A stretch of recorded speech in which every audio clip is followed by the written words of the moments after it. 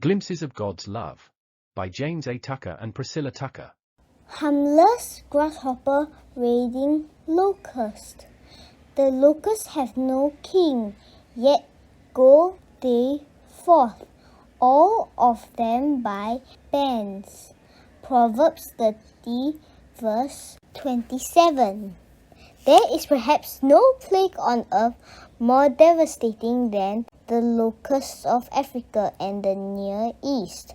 The strange thing about them is that the black, red, yellow grasshopper that does the damage is the same insect that is usually a harmless green grasshopper, living quietly in the sparse grass and brush of the African desert.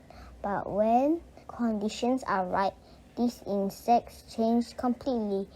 It rarely rains where the natural locusts live, but when it does, green plants grow in profusion.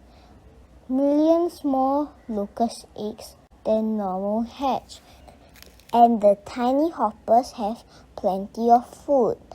Under such conditions, they grow up to be plague locusts, no longer harmless by any means.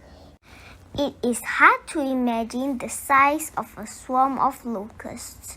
The insects are so thick as they fly over that they can blot out the sun.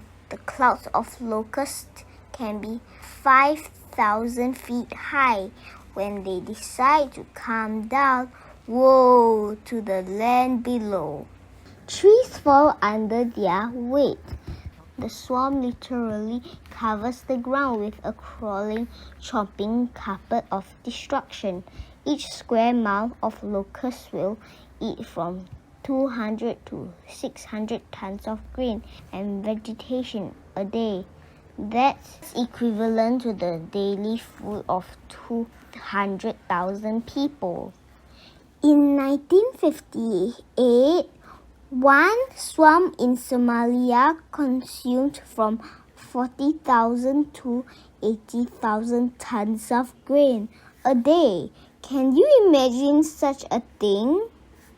After the locusts leave, the people starve. About all the people can hope for is good rain to grow more crops soon, but if it rains too much, more millions of locusts will hatch and start another swarm. The inhabitants of more than 50 countries fight an almost constant battle with the locusts, which, having no leader, nevertheless goes forth as organized destruction. Satan has caused so much tragedy in the world. Here he has taken harmless, ordinary grasshoppers and turned them into an awesome army of destruction, with himself giving the orders. How it hurts Jesus to see the things he has made used in this way to harm the very people for whom he died.